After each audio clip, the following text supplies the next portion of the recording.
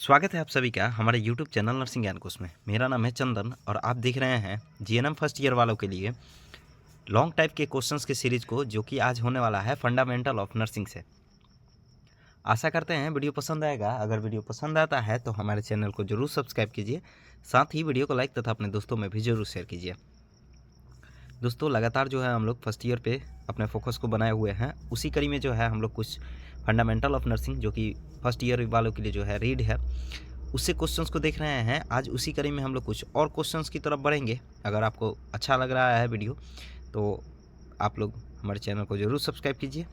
तो चलिए बढ़ते हैं आज के पहले क्वेश्चंस की तरफ। दोस्तों, आज का जो पहला क्वेश्चन है वो है अस्पताल में रोगी के लिए अनुकूल वातावरण। ठीक है, पिछले वीडियो में हम लोगों ने रोग तक देखा था। ठीक है, साथ ही जो रोग होते हैं उसके लक्षण वगैरह को भी हम लोगों ने उस वीडियो में देखा था। इस वीडियो के साथ जो है हम लोग रोगी के जो अनुकूल वातावरण होते हैं अस्पताल में, कैसा इन्वायरमेंट दिया जाना चाहिए, उसको देखेंगे और उसी से जो है वो इस वीडियो का शुभारंभ करेंगे। ठीक है, तो मरीज जो होता है, ठीक है, अस्पताल में भर्ती होने से पहले बहुत ज़्यादा डरता है कि वैसे कहाँ रखा जाएगा, कैसे रखा जाएगा, उसके साथ कैसा व्यवहार होगा, वहाँ का जो इन्वायरमेंट है वो कैसा होगा।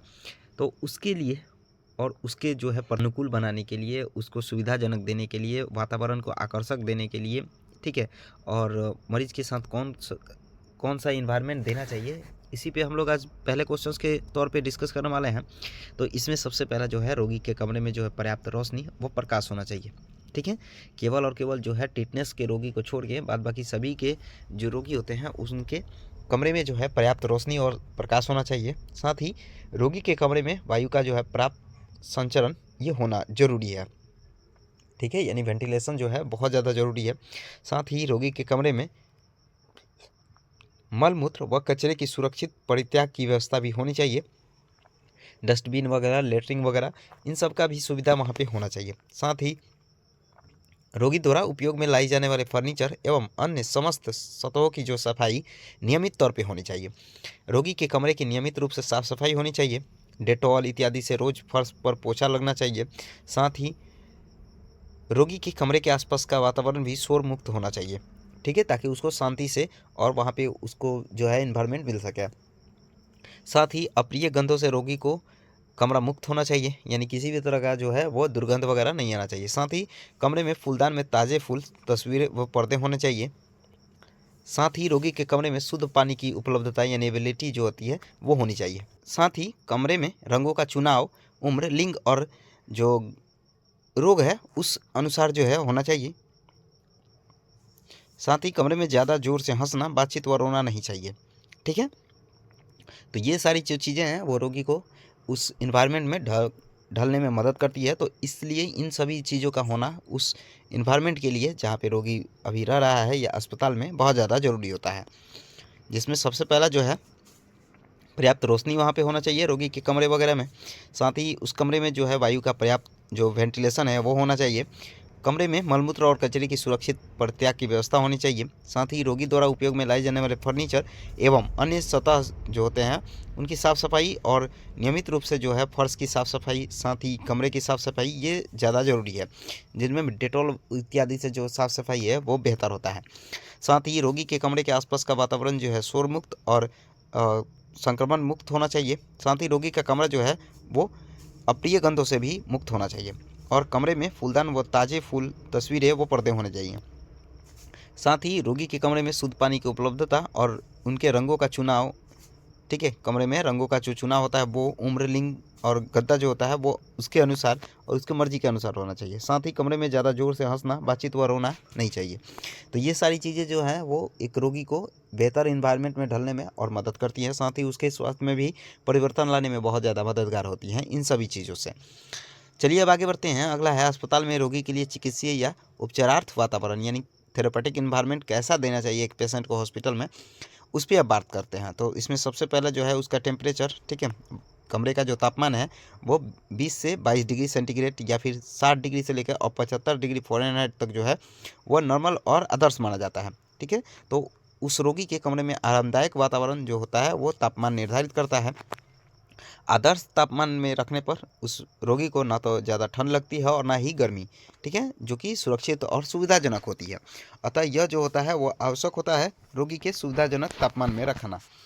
और इसके जो प्रभाव से उस रोगी में जो है बहुत जल्दी चेंजेस आते हैं, उसका स्वास्थ्य जो है बहुत तेज़ी से ठीक होता है। साथ ही पर्याप्त लाइट का व्यवस्था हो तभी मरीज जो है वो आवश्यकता अनुसार और बहुत ज़्यादा उसकी गतिविधि में परिवर्तन आते हैं। साथ ही तीसरा जो है वो आर्द्रता, ठीक है, जहाँ पे वायुमंडल व हवा में उपस्थित रहने वाला नमी की मात्रा को हम लोग आर्द्रता बोलते हैं, जो कि एक अच्छी स्वास्थ्य के लिए वायु में नमी जो होता है बहुत ज़्यादा ज़रूरी होता है। 40 से लेकर 60% जो आर्द्रता होती है वायु में, वो बेहतर और अनुकूल मानी जाती है एक रोगी या मनुष्य के लिए, जिसमें जो है वो व्यक्ति को प्यास नहीं लगता है, ठीक है, और अधिक तेज़ी से जो है उसके त्वचा पर जो है वो चिपचिपापन आने लगता है। और इस प्रकार आर्द्रता अगर कम हो जाए, यानी 40 से भी कम अगर आर्द्रता होने लगी, तो प्यास जो है ज़्यादा जल्दी लगेगा। अतः स्वस्थ रहने के जो है आदर्श आर्द्रता बेहद ज़्यादा ज़रूरी है, ठीक है। तो तीसरा हो गया ह्यूमिडिटी। चौथा होता है शोर यानी नॉइज़। अनचाहे शोर जो होती हैं वो अस्पताल में जो नॉइज़ फ्री इन्वायरमेंट है उसको बनाए रखने में, और ये काफ़ी ज़्यादा अहितकारी होती हैं, यानी ये जो होती हैं वो बुरा प्रभाव डालती हैं। इस स्थिति में रोगी जो होता है वो बेचैनी और चिड़चिड़ापन महसूस करता है, या फिर उसका व्यवहार जो है वह चिड़चिड़ापन और बेचैनी टाइप का हो जाता है। तो नॉइज़ फ्री जो इन्वायरमेंट है वो बहुत ज़्यादा ज़रूरी है एक रोगी को ठीक होने में। साथ ही वेंटिलेशन भी, ठीक है, जैसा कि ऊपर भी हम लोगों ने देखा, तो वेंटिलेशन भी बहुत ज़्यादा ज़रूरी है। अगर वेंटिलेशन का ठीक ढंग से आगमन हो रहा है, यानी स्वच्छ वायु जो है वो ठीक ढंग से आ रही है, तो उस स्थिति में व्यक्ति जो होता है या अस्वस्थ रोगी जो होता है वो जल्दी से ठीक होता है। साथ ही अगर दुर्गंध वगैरह आ रहे हैं तो उस स्थिति में रोगी जो है बेचैनी महसूस करता है, इसलिए कमरे या आसपास जो है वो दुर्गंध नहीं आना चाहिए, ऐसी व्यवस्था होनी चाहिए। और नियमित तौर पे जो है वो साफ़ सफाई, कचरे का प्रबंधन, ये सब जो है बहुत ज़्यादा ज़रूरी हो। तो ये हो गया जो थेरेपेटिक पेशेंट है उसका जो अस्पताल में रखते हैं उसमें कैसा एनवायरनमेंट देते हैं उसका बात। चलिए अब आगे बढ़ते हैं। अगला है सुरक्षा, ठीक है। मरीज की सुरक्षा भी बेहद ज़्यादा ज़रूरी है, जैसे उसके शरीर से कोई क्षतिग्रस्त ना हो, उससे कोई खतरा हो ना हो, साथ ही उसको कोई संक्रमण या चोट ना हो, पर्यावरण खतरा ना हो, साथ ही सामाजिक और आर्थिक खतरा भी उसको ना हो। तो इस स्थिति में उसको सुरक्षा करना बहुत ज़्यादा ज़रूरी होता है। अब इसका जो जिम्मेवारी है वो होता है स्वास्थ्य दल पे, जिसमें नर्स भी शामिल होती हैं, पैरामेडिकल स्टाफ, चिकित्सक, साथ ही 4th ग्रेड जो कर्मचारी होते हैं वो सभी जो हैं वो किसी पेशेंट के सुरक्षा में बेहद जो है वो जिम्मेवार होते हैं।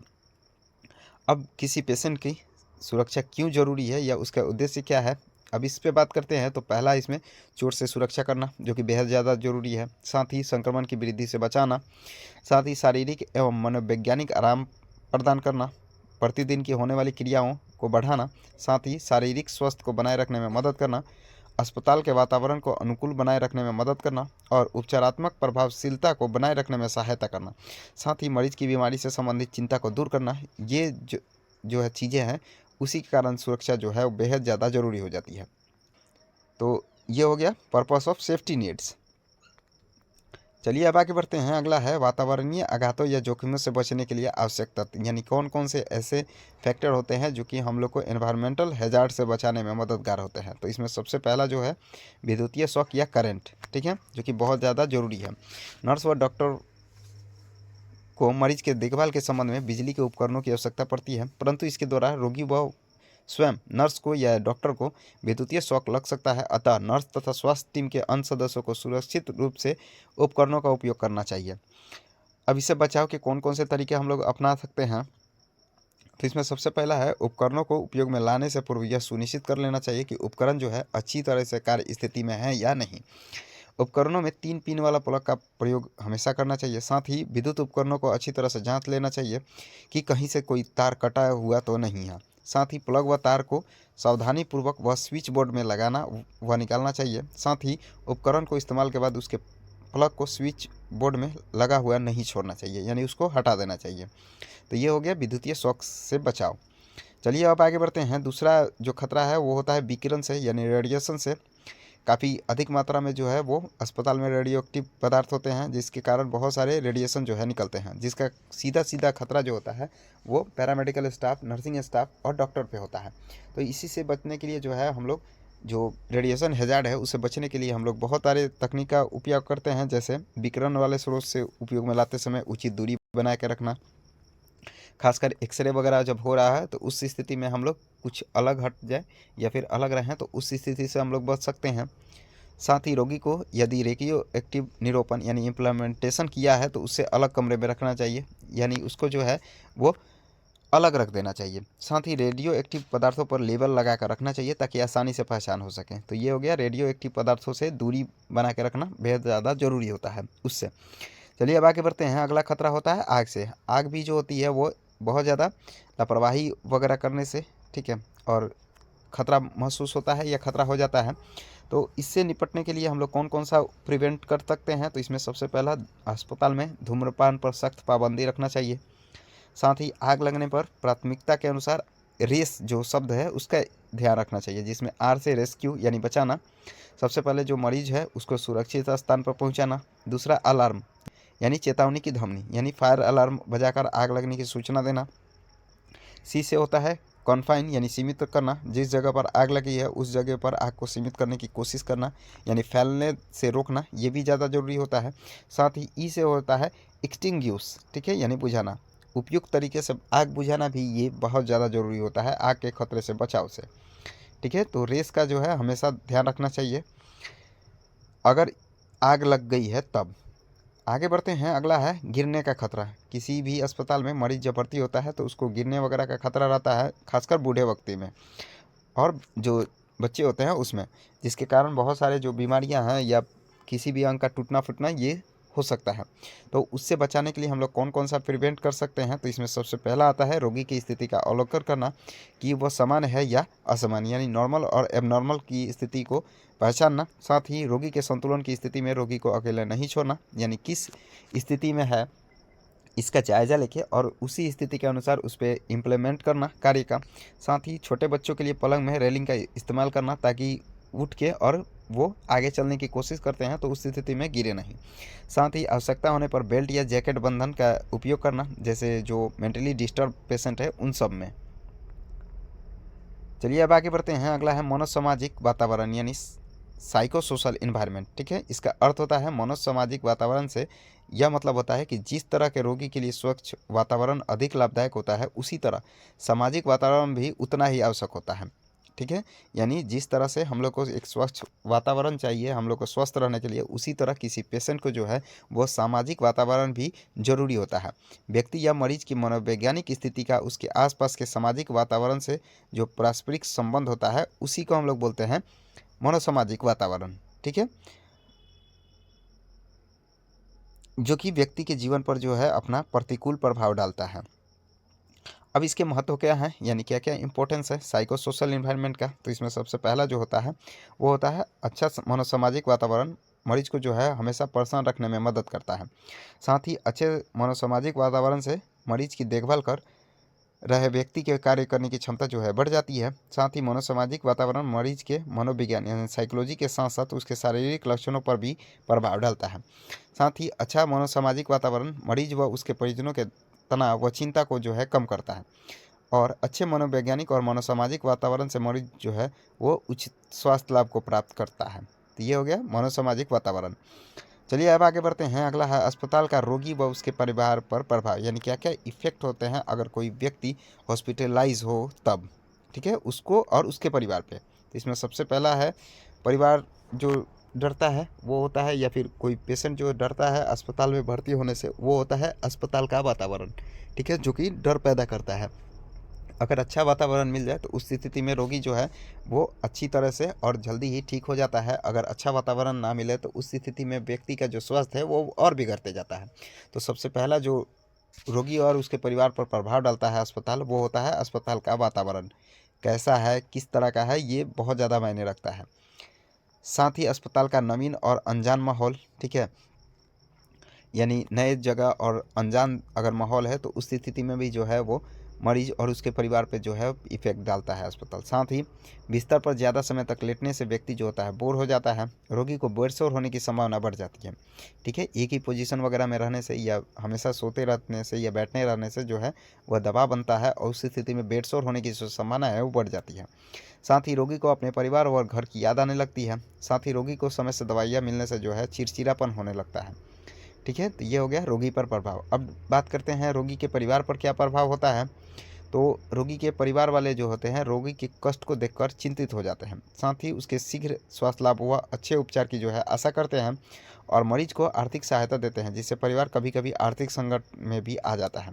परिवार का माहौल जो है तनाव युक्त रहता है और मरीज का सही उपचार करने के लिए परिवार जो है हमेशा तैयार रहता है। साथ ही परिवार वालों को दैनिक दिनचर्या जैसे व्यापार, नौकरी आदि में जो है बाधा उत्पन्न होती है और परिवार जो है मानसिक रूप से व्यथित व परेशान रहता है।